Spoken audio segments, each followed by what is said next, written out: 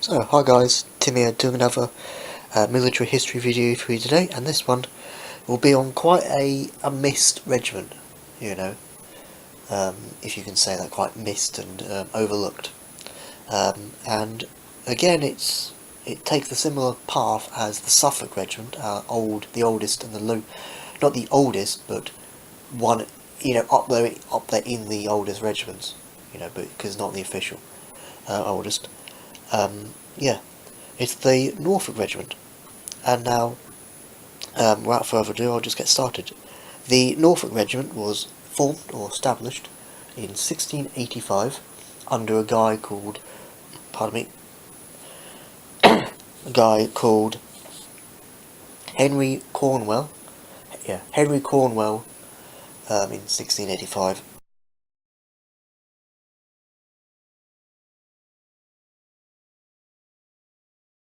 And then, of course, he founded it, and he made it his own regiment, so it was called the Henry Cornwell's Regiment of Foot. Then, in 1751, like all other regiments, they got a number. So, well, in this example, for the Norfolk Regiment, well, back then, after 1751 and after, it was known as the 9th Regiment of Foot, or the East Norfolks. So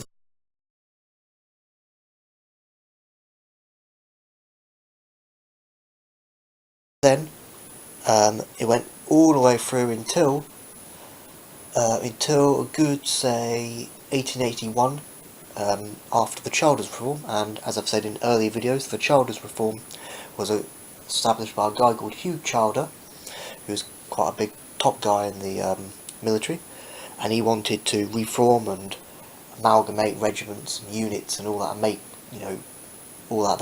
That's why they got the actual numbers. Then, after the Childers Reform, they actually had names.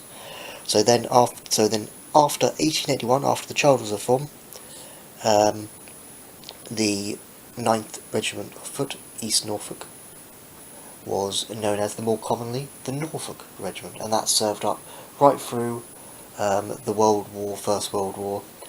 And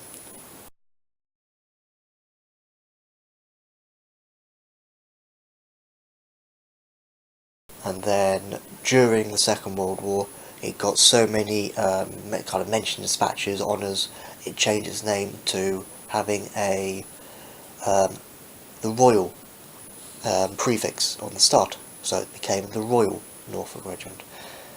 And yeah, so it's been going, it fought through a lot of famous battles, like Waterloo, Ypres in Belgium, First World War, loads and loads of different battles.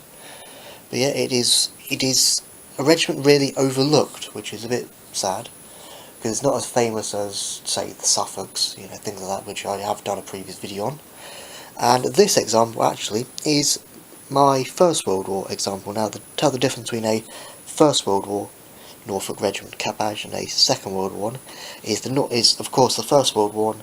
With this, got the Norfolk Regiment, it's got the laurel wreath around the side, around the side, around the overhead.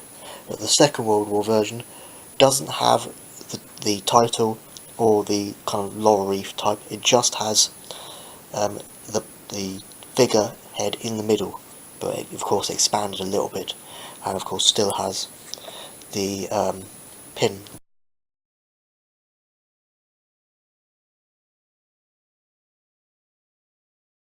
back of it as well.